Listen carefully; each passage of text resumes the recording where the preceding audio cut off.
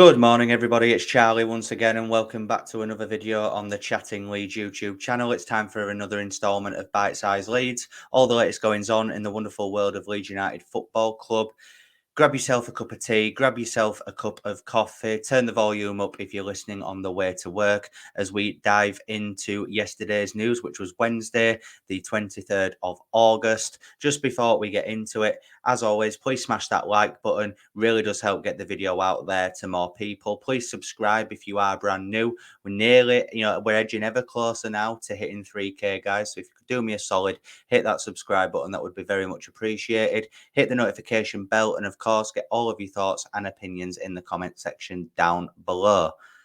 So then, pretty much the main talking point of yesterday, guys, was the news that Phil Hay dropped. And that is that Leeds United are reportedly in talks with Swansea over the potential signing of their striker, Yul Piroe. And that was music to my ears. Obviously, it was first reported by The Sun, apparently, that Leeds United were willing to spend £15 million. But then obviously Phil Hay, when he shared the news, said that Leeds value him at between 8 and 10. Obviously, he is entering the final year on his contract. Swansea are not just going to let a prized asset like that go for free next summer. He will leave in this summer window, in my opinion. Obviously, Leicester and Southampton, of course, are all linked with him as well. But even Sky Sports are reporting that, Leeds United are when I say front runners, I wouldn't go that far, but Leeds are the team that are showing the most interest at the minute in terms of, Leeds are actively discussing the deal with Swansea. It's not going to be an easy deal to do by any stretch of the imagination. But please, just for once, Leeds, just go and do the right thing. Go and do the obvious thing and bring in Yul Piroe. 44 goals in 2 seasons in the Championship. That is a very, very good return, proven at this level. And I feel like with the right players in and around him, the right manager as well, I do feel he could do really good things.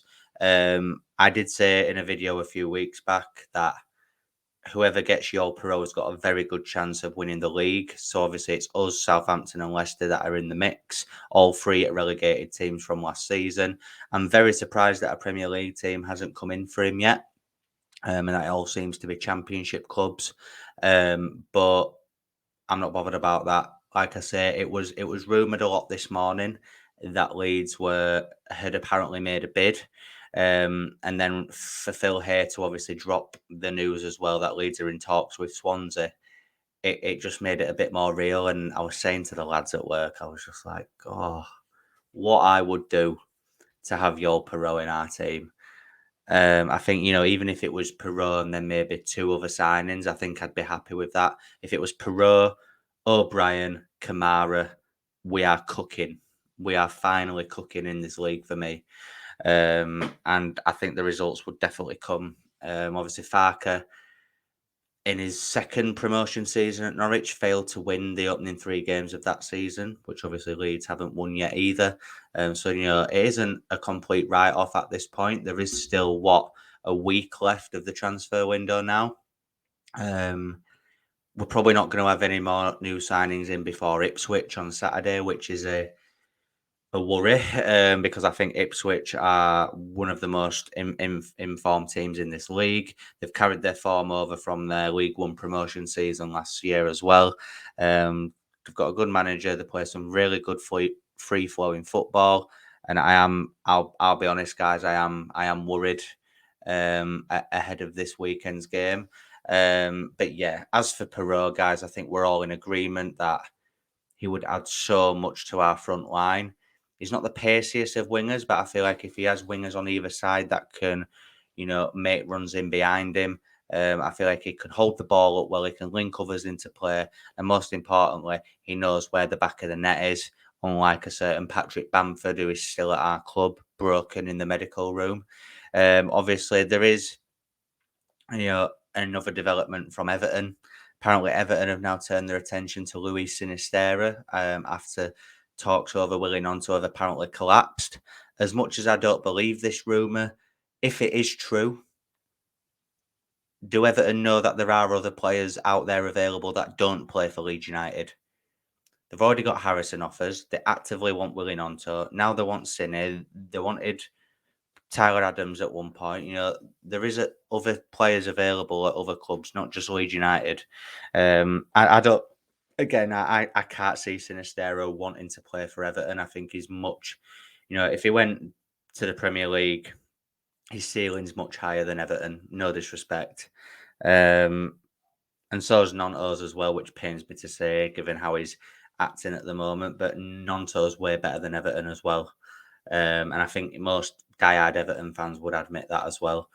Um, but like I say, guys, Yol Piroe would just be. I've said since the start of the window that he would be my ultimate dream signing of this window. So if we could get that over the line, plus keeping hold of the likes of Cine, Nonto as well, I think we could really have a really good season. Like I say, I think Glenn Kamara will probably happen at some point. There's a lot of reports in Scotland suggesting that Leeds are going to pay 5.5 million for him. Again, good profile of midfielder to add to our squad.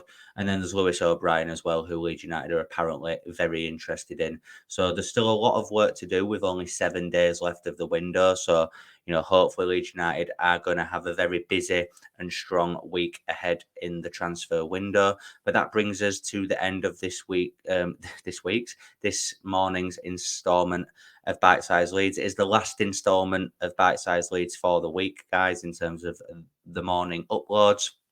I will be back on the channel this evening at 8 o'clock with my match preview ahead of the Ipswich game on Saturday. So make sure that you tune in for that. But on your way out of this video, please smash a like on it so it gets out there to more people. Please subscribe if you are brand new. Hit the notification bell and, of course, get all of your thoughts and opinions in the comment section down below. And I'll see you tonight for the match previews. See you in a bit. Cheers.